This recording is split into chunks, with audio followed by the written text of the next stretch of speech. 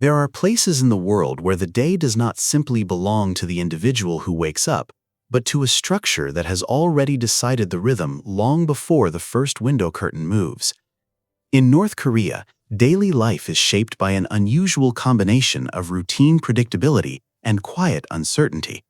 Where schedules exist on paper, expectations are clearly defined, yet the lived experience of each morning can still depend on factors as practical as electricity availability, seasonal harvest outcomes, and transportation reliability. To understand everyday existence there is to imagine not a dramatic or constantly tense environment, but rather a slow, deliberate sequence of tasks carried out within a tightly organized social framework. Morning often begins early, particularly in urban apartment districts where families share multi-story housing blocks that were assigned through workplaces or administrative systems rather than purchased on an open real estate market. These apartment buildings vary greatly depending on location and occupation, with residents in the capital typically receiving better infrastructure than those in provincial cities or rural towns.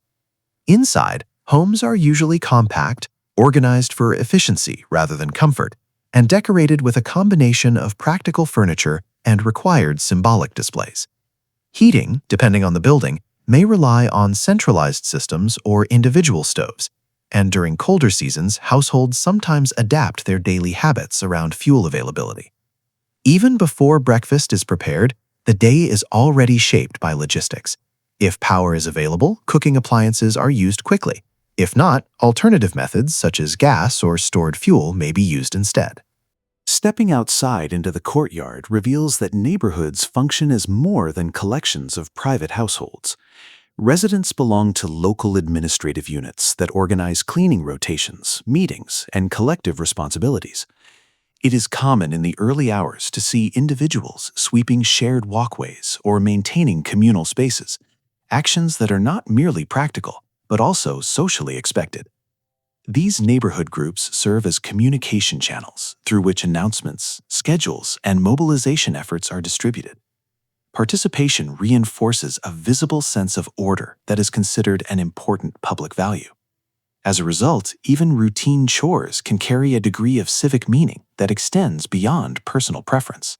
Commuting patterns reflect both infrastructure investment and resource limitations. In the capital, electric trolleybuses and streetcars move along broad avenues designed for organized transit rather than heavy private vehicle ownership.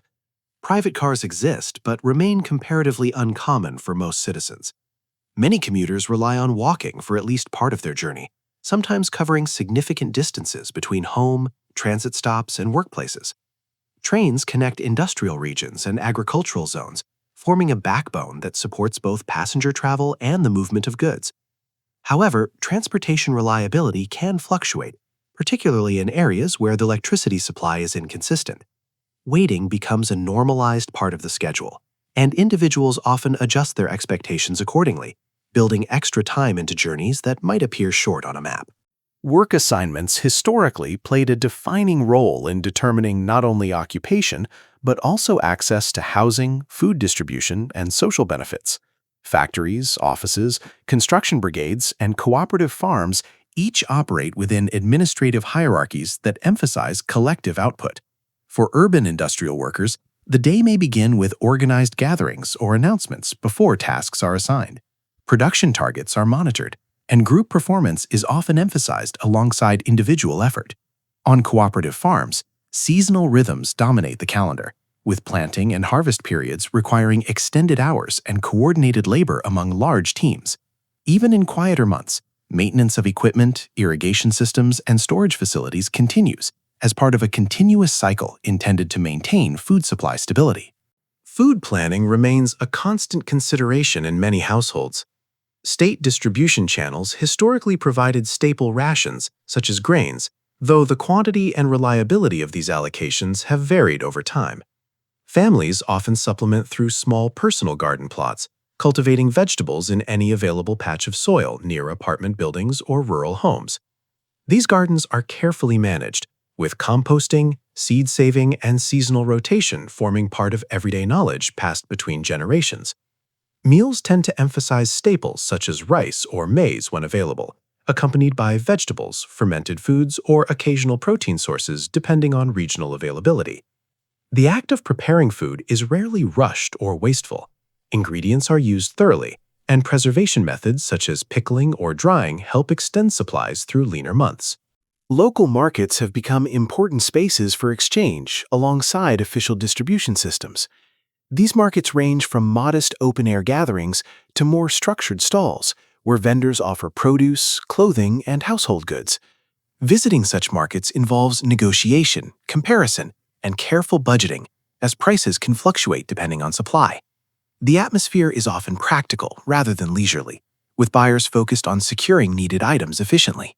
For many families, these markets represent flexibility within an otherwise centrally organized economy, allowing them to obtain goods that may not be available through official channels at a given moment. Education structures daily life for younger generations from early childhood onward.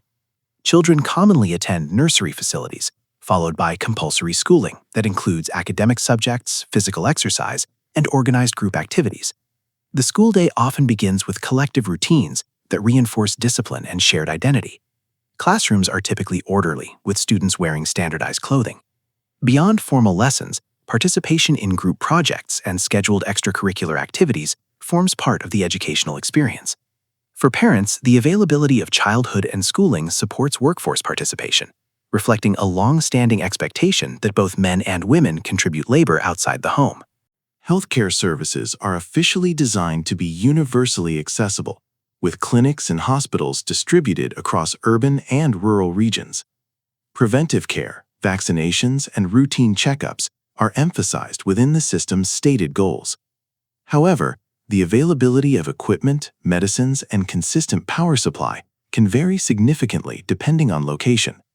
Medical professionals often work with limited resources, relying on practical improvisation and locally available materials. Patients may supplement official treatment through home remedies or assistance from family networks. Despite constraints, healthcare facilities remain important community institutions, where both routine and urgent needs are addressed as circumstances allow. Evenings tend to unfold more quietly than in many large global cities. Entertainment options exist, but are structured differently from commercial leisure environments elsewhere. Television broadcasts, when electricity is available, provide scheduled programming that includes news, educational material, and cultural performances, meals, reviewing schoolwork, or discussing the following day's obligations. The pace is deliberate, shaped by limited late-night commercial activity and the practical necessity of conserving energy resources. In rural regions, the rhythm of life is closely tied to agricultural cycles and natural daylight. Cooperative farms function as both economic units and residential communities. Housing may consist of single-story homes with adjacent plots used for personal cultivation. Livestock management, irrigation maintenance, and seasonal planting schedules dominate daily planning. During harvest periods, extended workdays are common, with multiple generations participating in fieldwork. Storage and preservation tasks continue after crops are collected, ensuring that supplies last through winter months. Social interaction often occurs within the context of shared labor, reinforcing bonds among neighbors who depend on each other's participation for collective success. Clothing and material goods reflect both practical needs and standardized expectations. Uniforms are common in schools and many workplaces, contributing to a consistent visual identity in public spaces. Access to consumer goods varies widely, with some items available through state shops and others obtained through markets or personal connections. Repair and reuse are common practices. Garments may be altered, patched, or repurposed rather than discarded. This emphasis on durability extends to household items as well, where maintenance skills are valued and resources are used carefully. Public spaces in major cities are often designed to convey order and scale. Broad avenues, monuments, and organized residential blocks create an environment that emphasizes symmetry and visibility. Parks and recreational areas exist, offering places for walking, group exercise, or organized events, contribute to a sense that public life is structured collectively rather than individually curated. Information flow is also shaped by centralized systems. Newspapers, radio broadcasts, and television programming provide consistent messaging about national events, historical narratives, and current priorities. Access to external media is restricted, meaning that many residents rely primarily on domestic sources for news and cultural content. This creates a shared informational environment, in which public discussions often reference the same set of officially available materials. Within households, conversations about daily logistics, food, work schedules, education, tend to occupy more immediate attention than distant global developments. Seasonal changes influence not only agricultural production, but also urban living conditions. Winters can be harsh, requiring careful management of heating resources and clothing. Summer brings different challenges, including humidity and the need to preserve perishable foods. Infrastructure maintenance, such as road repairs or irrigation adjustments, is often scheduled around these environmental conditions. Communities adapt through planning and shared labor, reflecting a long-standing emphasis on collective problem-solving in the face of resource constraints. Over time, informal coping strategies have become part of everyday resilience. Families may maintain relationships with relatives in different regions to diversify access to food or goods. Small-scale barter or exchange occurs alongside official systems. Knowledge about preserving fuel, extending food supplies, and repairing equipment is passed through practical experience rather than formal instruction alone. These adaptive behaviors do not replace centralized structures, but operate within and around them, allowing households to manage uncertainty with incremental adjustments. Festivals and national holidays punctuate the calendar with moments of organized celebration. These events often involve parades, performances, or community gatherings that bring together residents from multiple workplaces or neighborhoods. Preparation for such occasions can include rehearsals, decoration of public spaces, and coordinated participation by students and workers. While these events are structured, they also provide opportunities for social interaction outside the usual routine of production and study. Family life remains a central anchor within the broader system. Multi-generational households are common, with grandparents often playing active roles in childcare and household management. Shared meals, even when modest, serve as daily points of connection. Conversations may focus on practical matters, school progress, upcoming work assignments, seasonal preparations, rather than abstract planning. Within the private space of the home, routines develop that balance the expectations of the wider society with personal relationships and habits. Night gradually settles over neighborhoods that are quieter than many global cities of similar size. Street lighting may be limited in some areas, and commercial nightlife is minimal outside designated venues. Residents prepare for the next day by organizing clothing, checking schedules, and ensuring that any available electricity is used efficiently before it becomes unavailable. Sleep arrives not after a rush of late activity, but as a natural conclusion to a day structured by early starts and consistent obligations. Understanding life in North Korea through this slow, observational lens reveals a pattern defined less by dramatic events and more by repetition, adaptation, and structured routine. The experience varies widely between the capital and rural regions, between occupations, and across generations. Yet across these differences, daily existence is shaped by the interplay between centralized organization and the practical improvisations that individuals and families use to navigate resource limitations. If one were to walk through a provincial town at dawn during planting season, the scene would differ noticeably from that of a winter morning in the capital. In the countryside, movement might begin even earlier, with farmers preparing tools before daylight fully reveals the fields. The air would carry the sound of conversation among neighbors coordinating tasks for the day. In urban districts, by contrast, the earliest activity might center around transit stops, where workers gather quietly, accustomed to waiting as part of their routine. This contrast highlights the diversity that exists within a country, often described externally as uniform. Regional variation influences diet, housing quality, and access to services. Coastal communities may incorporate more seafood into meals when available, while inland areas rely more heavily on grains and preserved vegetables. Mountainous regions face transportation challenges that shape both economic activity and daily logistics. These differences, while sometimes subtle, contribute to a mosaic of lived experiences that cannot be reduced to a single narrative. As the day progresses toward midday, workplaces maintain structured schedules that emphasize continuity of production or service. Lunch breaks are typically practical rather than leisurely, often consisting of simple meals brought from home or provided through workplace facilities. Conversations during these periods may revolve around immediate concerns, weather conditions affecting crops, updates on equipment repairs, or family matters, rather than broader policy discussions. The emphasis remains on maintaining steady progress through the day's assigned responsibilities. Afternoon hours continue in a similar rhythm, with gradual transitions rather than abrupt changes. In schools, lessons give way to organized study or extracurricular practice. In factories, shifts conclude with documentation of output and preparation for the next work period. On farms, fieldwork may extend until daylight begins to fade, especially during critical agricultural phases. The end of the workday is less a sudden release and more a controlled winding down that prepares individuals to return to their neighborhoods and households. As dusk arrives, communal spaces may briefly become active again with meetings or scheduled activities. These gatherings reinforce communication between residents and local administrators, ensuring that instructions, announcements, or upcoming events are clearly conveyed. Attendance is often expected, making such meetings a regular component of weekly or monthly routines. While formal in structure, they also provide opportunities for neighbors to exchange practical information and maintain social connections. Inside homes, evening meals are prepared with attention to efficiency. Cooking methods depend on available fuel, and dishes are often designed to stretch ingredients across multiple servings.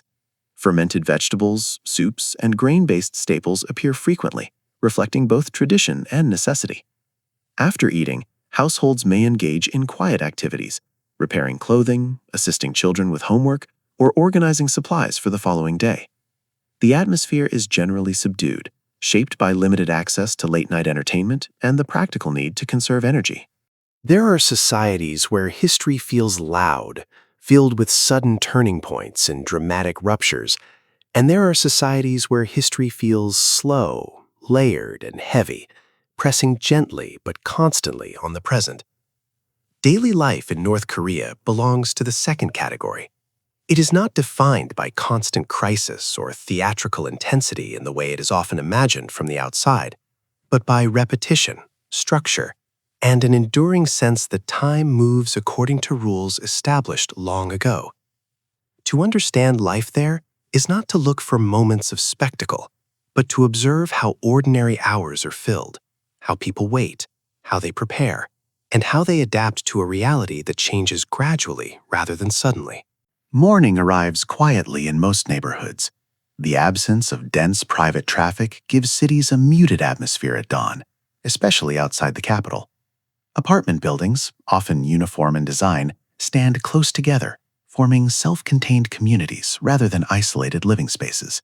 These buildings are typically assigned through workplaces or administrative systems, meaning that where a person lives is closely tied to where they work. Inside the apartments, rooms are arranged with practicality in mind. Furniture is sparse but functional, and objects are used carefully, often for many years. There is little emphasis on frequent replacement. Instead, maintenance and repair are normal parts of household life. Heating and electricity shape the rhythm of mornings in subtle but important ways. In colder months, families rise earlier to manage heating systems or stoves, ensuring warmth before leaving for the day.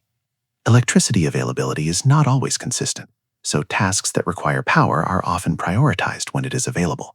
Cooking, charging devices, and washing clothes may be timed around expected supply rather than personal convenience.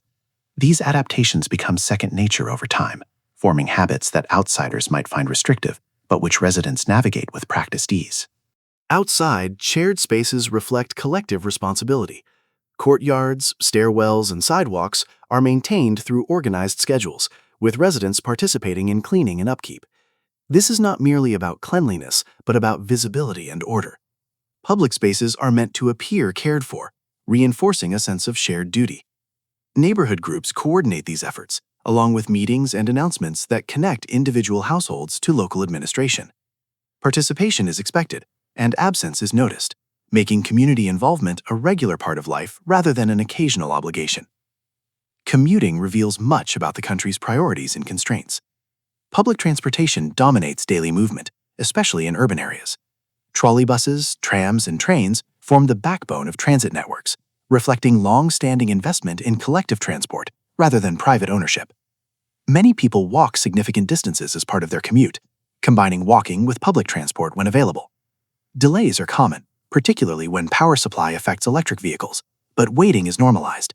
People rarely express visible frustration. Instead, they adjust their expectations, knowing that schedules are approximate rather than exact. Work is the central organizing principle of adulthood.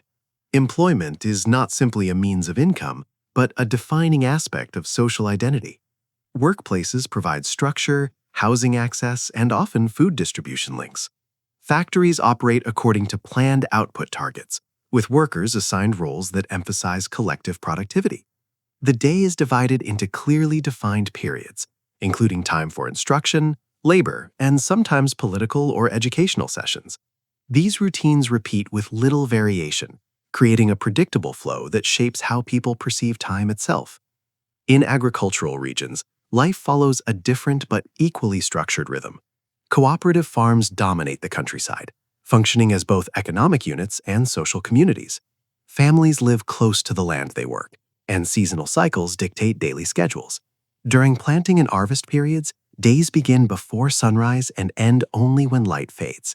The work is physically demanding but shared, with entire communities mobilized toward the same goal.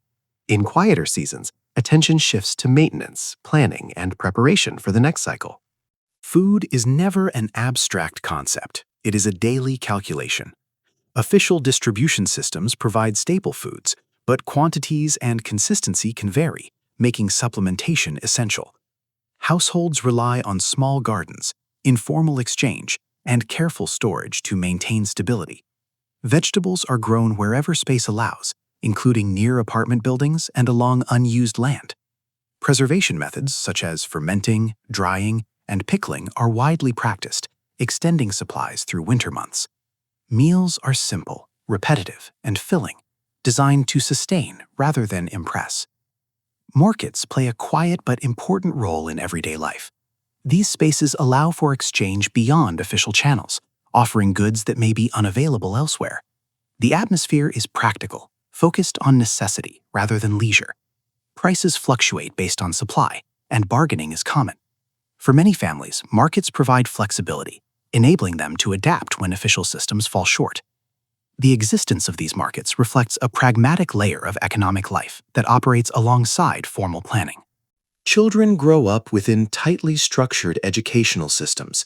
From an early age, routines emphasize discipline, collective behavior, and consistency. Schools follow standardized curricula, and students wear uniforms that reinforce equality and order. The school day includes academic study, physical exercise, and organized activities. Education is not solely about individual achievement, but about preparing children to function within a collective framework. Parents rely on schools and childcare systems to support their participation in the workforce, making education an integral part of social organization. Healthcare is designed around universal access, at least in principle. Clinics and hospitals are present across regions, though resources vary significantly. Medical professionals work within constraints, often lacking advanced equipment or consistent supplies. Preventative care and basic treatment are emphasized, while families sometimes supplement care through traditional remedies or informal support networks. Despite limitations, healthcare facilities remain central institutions, reflecting the state's role in managing population well-being. As the day progresses toward evening, the pace gradually slows. Workplaces conclude activities methodically, documenting tasks completed and preparing for the next day. There is little sense of spontaneous after-work leisure in the commercial sense.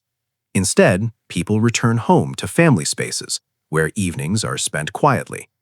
Television, when available, follows fixed programming schedules. Entertainment options are limited, reinforcing early bedtimes and regular sleep patterns. Rural evenings are shaped by the absence of extensive artificial lighting. After sunset, activity shifts indoors. Families gather to eat, talk, and rest. Conversations focus on practical matters: upcoming work, weather conditions, household needs. The sense of time is closely tied to natural cycles rather than digital clocks. Sleep arrives early, not as a deliberate wellness choice, but as a practical response to early mornings and physical labor. Clothing and material culture reflect durability over variety. Uniforms are common, and personal wardrobes are modest. Repair is routine, and garments are worn until they are no longer usable. This extends to household items as well. Objects are valued for function rather than novelty.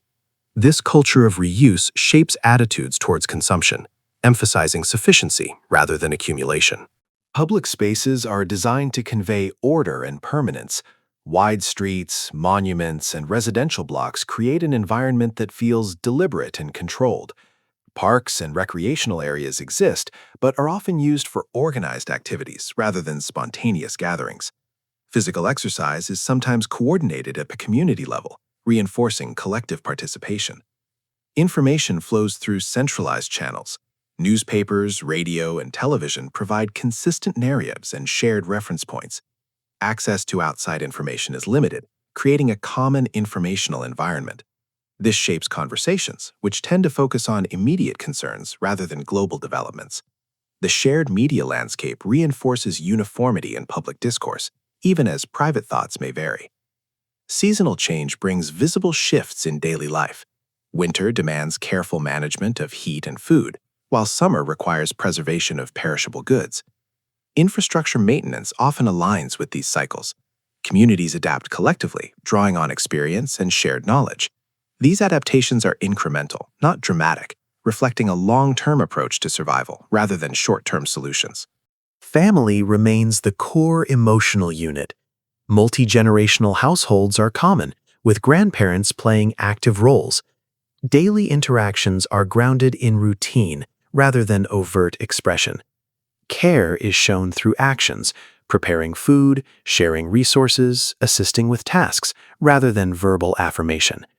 This quiet domestic life contrasts with the highly structured public sphere, offering a more personal rhythm within the larger system. Night falls without spectacle. Streets grow quiet, lights dim, and activity recedes indoors. Preparation for the next day begins early. Clothes laid out, food planned, tasks anticipated. Sleep is not delayed by endless entertainment or late-night commerce. It arrives as the natural end of a day shaped by repetition and responsibility.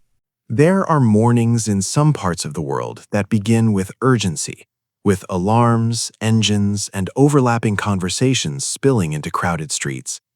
There are also mornings that begin with a quieter kind of order, where movement appears gradually, almost ceremonially, as if the day has been arranged in advance. In North Korea, daily life often unfolds according to this slower rhythm, shaped less by sudden individual decisions and more by established routines that connect each household to a wider structure. The result is an environment where time feels organized into predictable segments, and where the ordinary details of living, preparing food, traveling to work, maintaining shared spaces, carry a weight that extends beyond personal habit. In many residential districts, apartment blocks stand in rows that reflect decades of centralized planning. These buildings vary in age and condition, but they commonly share a similar functional design: multiple families living in compact units arranged along shared stairways and corridors. The interior of a typical apartment is organized for efficiency rather than decoration. Furniture is often kept for many years, repaired when necessary, and used carefully. The arrangement of rooms tends to prioritize practical needs such as cooking, sleeping, and storage. Windows overlook courtyards where neighbors are familiar with one another through daily contact rather than casual anonymity. The early hours of the day are influenced by infrastructure as much as by personal preference. Electricity supply can fluctuate depending on region and time of year, so households often structure their routines around when power is available. If electricity is present, appliances are used quickly: rice cookers, electric kettles, or lighting for preparation before sunrise. When power is absent, alternative methods such as gas or stored fuel are used. These adjustments are rarely dramatic. They are integrated into habit. Over time, families develop an intuitive sense of when to expect power and how to complete essential tasks regardless of interruptions. Stepping outside, the atmosphere in a residential courtyard reflects collective responsibility. Shared areas are typically kept orderly through scheduled participation. Residents may sweep pathways, remove debris, or tend small patches of greenery. These actions are not random acts of tidiness, but part of an organized expectation that public space belongs to everyone and must be visibly maintained. Neighborhood administrative groups coordinate communication, distribute announcements, and organize occasional meetings. Participation in these structures forms a consistent backdrop to daily life, ensuring that each household remains connected to a broader network. Movement through the city reveals a transportation system built primarily around public use. Electric trolley buses and trams operate along major avenues, while buses and trains connect districts and regions. Private automobiles exist, but are not the dominant mode of travel for most citizens. As a result, walking remains an important part of everyday mobility. People often begin their journeys on foot, carrying bags or lunch containers, moving at an unhurried pace toward transit stops. Waiting is an expected element of commuting, especially when service frequency varies. Over time, patience becomes less a virtue and more a practical adaptation. Workplaces function as central pillars of adult identity. Employment is commonly associated with specific factories, offices, farms, or institutions, and these affiliations often influence housing assignments and social networks. The beginning of a workday may include organized gatherings where announcements are made or tasks are reviewed. Production goals and schedules are established collectively, emphasizing cooperation rather than individual competition. The atmosphere is structured, with clearly defined roles that repeat from day to day. Industrial facilities operate according to planned targets, focusing on steady output rather than rapid change. Workers perform specialized tasks that contribute to larger production processes. Equipment maintenance and documentation are part of the routine, ensuring continuity between shifts. The repetition of these tasks creates a rhythm that is both predictable and stable. While innovation exists, it is typically introduced through formal channels rather than spontaneous experimentation. In agricultural regions, the rhythm of work is governed primarily by the seasons. Cooperative farms bring together multiple families who share responsibility for planting, cultivating, and harvesting crops. The agricultural calendar determines when labor intensifies and when it becomes lighter. During planting and harvest periods, days begin early, often before sunrise, and extend until natural light fades. In quieter months, attention shifts to repairing tools, preparing storage areas, and planning for the next cycle. The landscape itself becomes a schedule, marking time through visible changes in fields and weather. Food planning remains a continuous consideration for households across both urban and rural settings. Official distribution channels provide staple goods, but families frequently supplement through personal gardens or market purchases. Small plots of land are cultivated wherever possible, including near apartment buildings or along unused ground. Vegetables are grown with care, and preservation techniques such as fermentation, drying, and pickling extend supplies through colder months. Meals tend to be practical and filling, emphasizing staple grains, vegetables, and preserved foods. Local markets introduce a more flexible layer of economic life. These markets may consist of rows of simple stalls, where vendors offer produce, clothing, or household necessities. The environment is purposeful rather than leisurely. Buyers compare prices carefully, selecting items that fit limited budgets. The presence of markets allows households to obtain goods that may not be available through official distribution at a given moment. This coexistence of planned supply and localized exchange reflects an adaptive system that balances structure with necessity. Children grow into this environment through an education system that emphasizes routine and shared experience.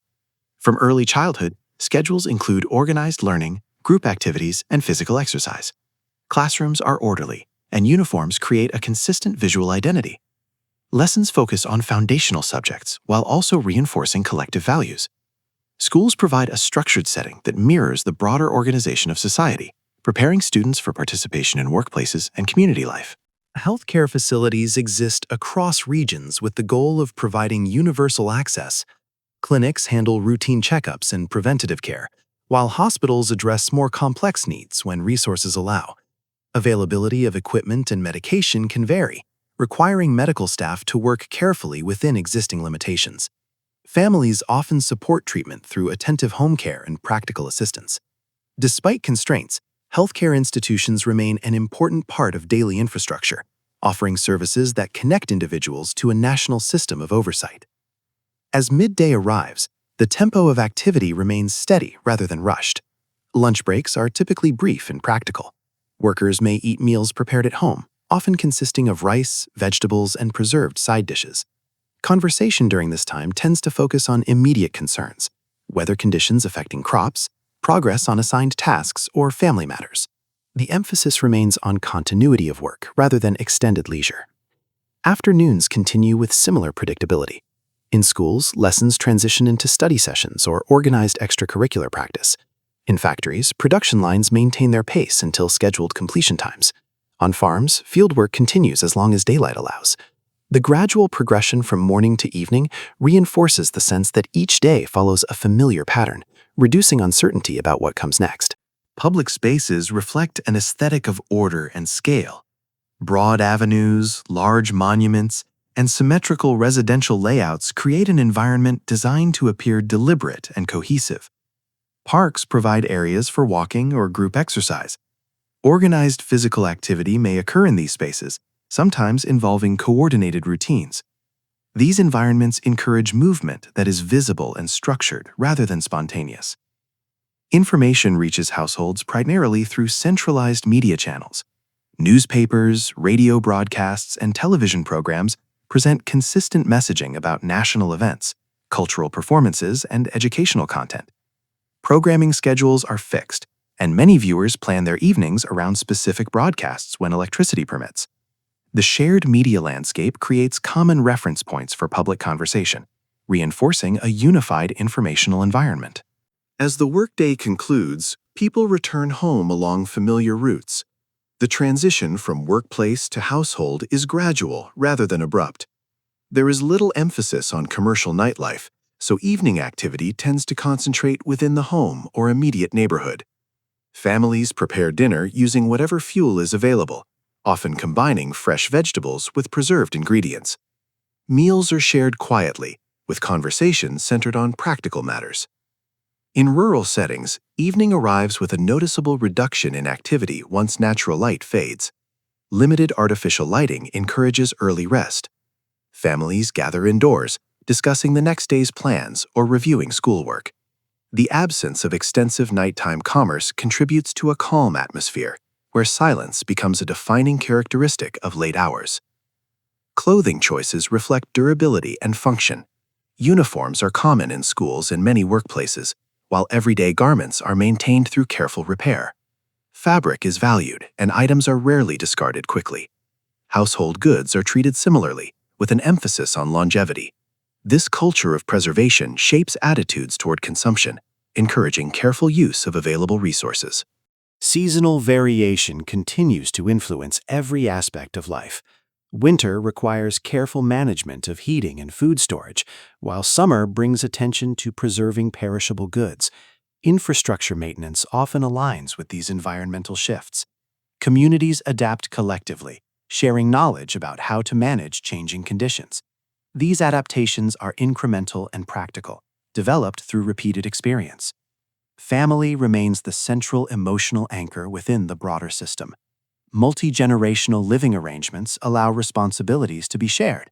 Grandparents may assist with childcare, while younger members contribute labor or household tasks. Daily life within the home is characterized by routine cooperation, rather than overt displays of individuality.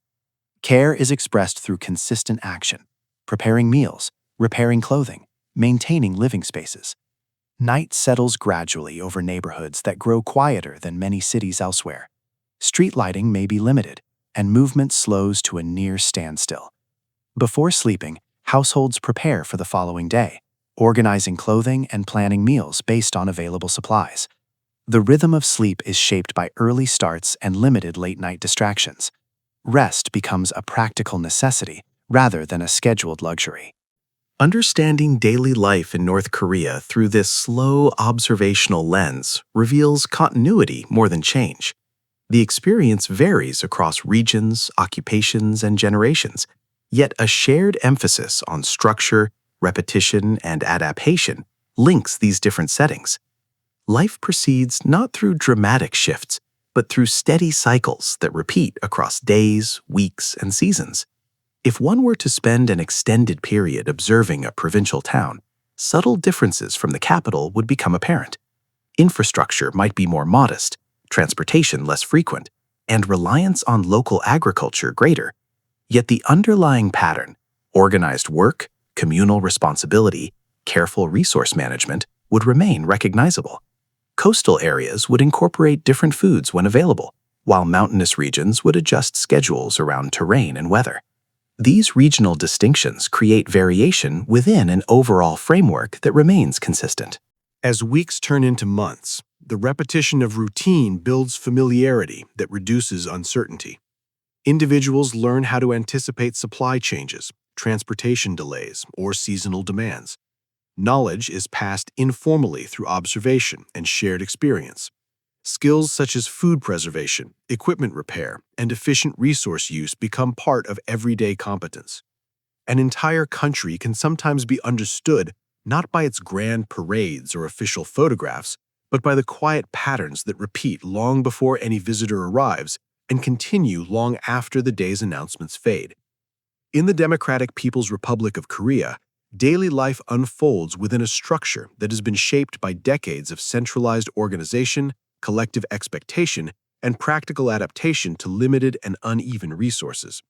To imagine an ordinary day there is not to picture constant tension or spectacle, but to follow a sequence of routines that begin early, move deliberately, and rarely deviate far from established schedules.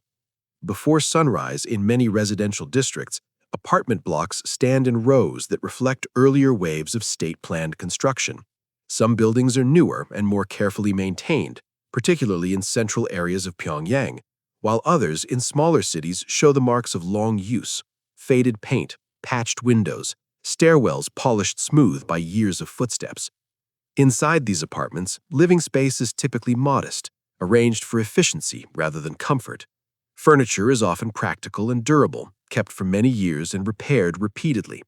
A kitchen might contain a simple cooking surface, storage shelves, and containers carefully reused to preserve food or fuel. Bedrooms double as living areas, and closets hold clothing that is maintained rather than frequently replaced. Morning routines are shaped as much by infrastructure as by personal habit.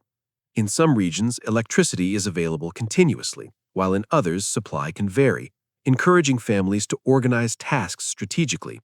If power is present at dawn, appliances such as electric kettles or rice cookers may be used quickly before leaving home. If not, cooking shifts to gas or other fuel sources. These adjustments are rarely dramatic or disruptive because they've been integrated into daily expectations over many years. The awareness of when energy is likely to be available becomes a form of quiet knowledge shared among neighbors. Stepping outside into the courtyard, the environment reflects collective responsibility. Shared walkways are often swept in the early morning, sometimes by residents assigned through rotating schedules. Trash is gathered, and small patches of greenery are maintained when possible. These acts are practical, but they also carry social significance. Neighborhood administrative groups coordinate communication, organize meetings, and ensure that each household participates in communal upkeep. Attendance at such activities is expected, and the structure creates a sense that the neighborhood functions as a single unit rather than a loose collection of unrelated homes.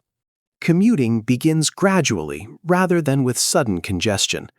Private cars exist, but are not the primary mode of transportation for most citizens. Instead, many people walk to transit stops, carrying bags that hold lunch containers or personal items. Electric trolley buses and trams move along wide avenues, and buses connect districts. Trains link cities and rural areas, serving both passengers and freight. The reliability of these systems can vary depending on power availability and maintenance, so waiting is considered a normal part of travel. People gather quietly at stops, accustomed to schedules that are approximate rather than exact. Work defines much of adult identity. Employment is typically connected to specific factories, offices, construction brigades, farms, or institutions. A workplace may influence housing assignment, access to certain goods, and the structure of daily obligations. At the beginning of the day, workers might assemble briefly for announcements or task distribution. The emphasis is on collective output, with goals defined for groups rather than individuals alone. Production processes are often repetitive, designed to maintain steady performance over long periods. In industrial settings, tasks are divided among specialized roles. Machinery is monitored carefully, and documentation is maintained to track output. The pace is methodical rather than rushed, reflecting planning cycles that value consistency.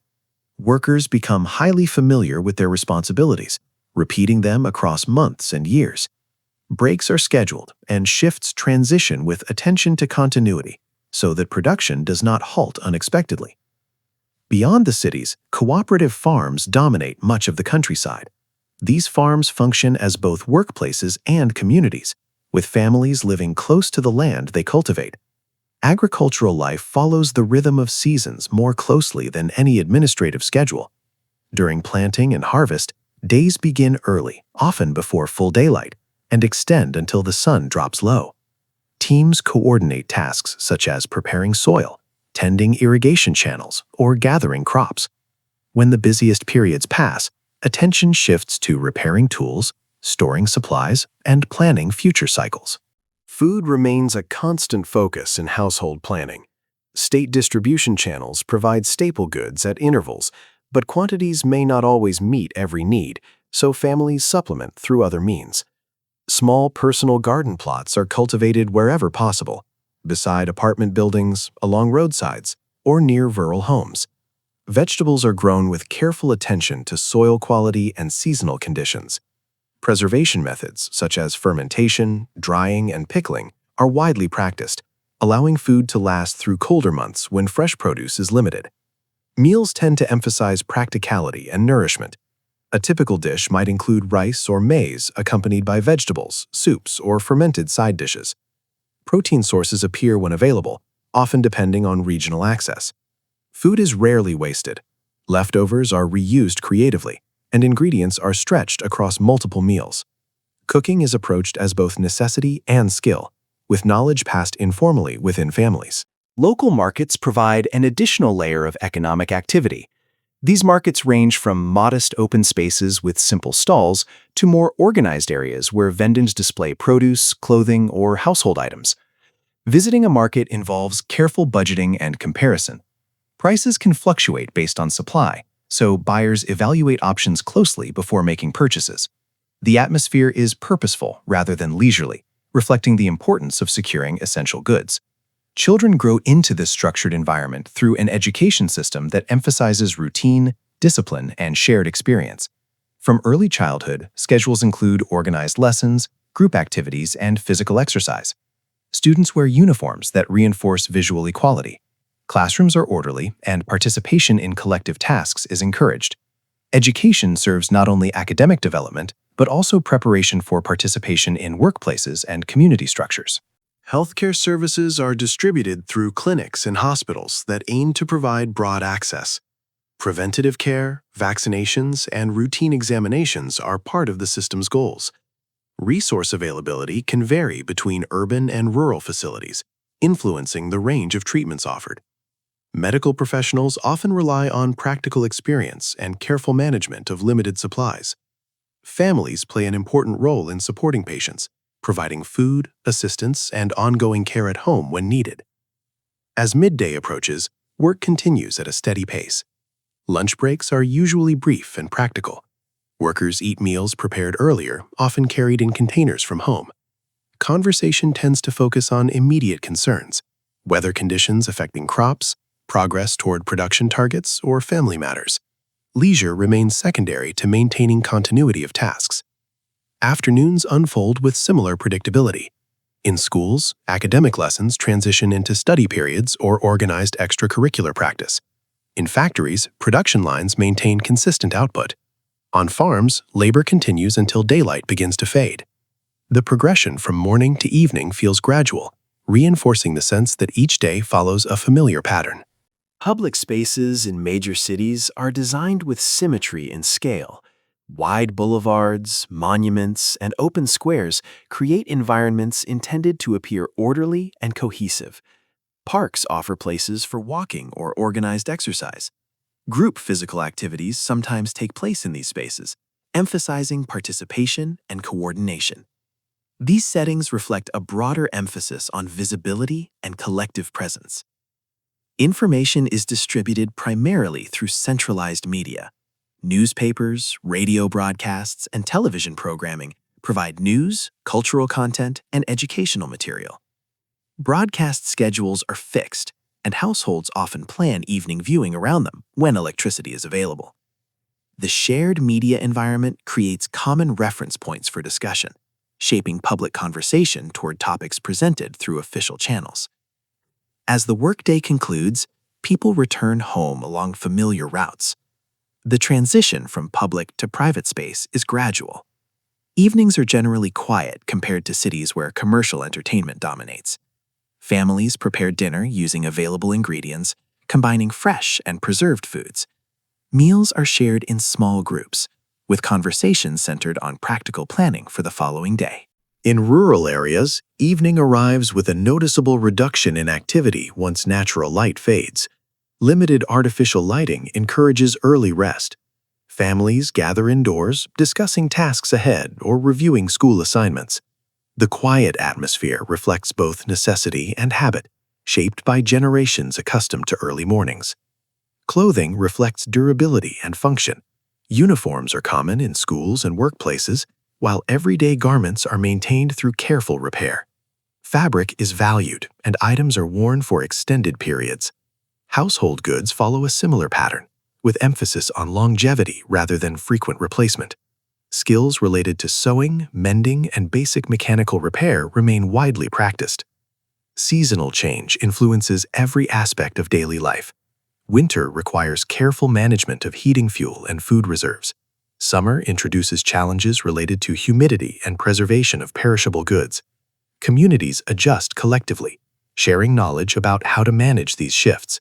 Preparation for seasonal transitions begins well in advance, reflecting long experience with environmental variation. Family relationships provide continuity within the structured public environment. Multi-generational households are common, allowing responsibilities to be shared. Grandparents often assist with childcare, while younger adults manage employment obligations. Daily interaction is grounded in routine cooperation, preparing meals, cleaning living spaces, organizing supplies, rather than overt displays of individuality. Night settles gradually across neighborhoods that become notably quiet. Street lighting may be limited, and movement slows. Before sleeping, households prepare for the next day, laying out clothing and reviewing schedules. Rest arrives as a natural conclusion to a day shaped by repetition and obligation. Across weeks and months, this pattern repeats with subtle variations. Regional differences influence diet, infrastructure quality, and access to services. Coastal areas may incorporate more seafood when available, while inland regions rely more heavily on grains and preserved vegetables. Mountain communities adapt transportation and agriculture to terrain. Despite these variations, the underlying structure, organized work, communal responsibility, and careful resource management remains consistent. In provincial towns, the pace may feel even slower than in the capital. Transportation options are fewer, and reliance on local production is greater. Yet, social organization continues through neighborhood groups and workplace affiliation. Markets operate on predictable schedules, and seasonal events mark the passage of time. Residents become skilled at anticipating changes in supply and adjusting accordingly. Festivals and national holidays punctuate the calendar with moments of coordinated activity. Preparations may involve rehearsals, decoration of public spaces, and organized gatherings.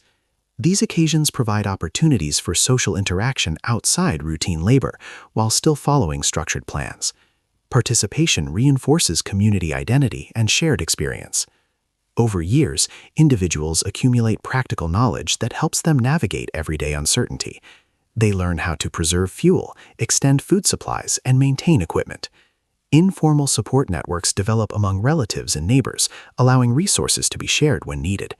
These adaptive strategies operate alongside formal systems, creating resilience within constraints. Daily life, when viewed closely, is defined less by dramatic events than by continuity.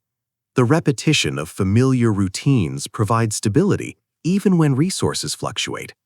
Time is experienced as a steady flow, shaped by established expectations rather than constant change. The result is an existence that can appear slow from the outside, but feels structured and comprehensible to those living within it. In observing such a system over an extended period, one might notice how small adjustments accumulate. A garden plot expands slightly. A repaired appliance extends its usefulness another season. A child progresses through school into a workplace assignment.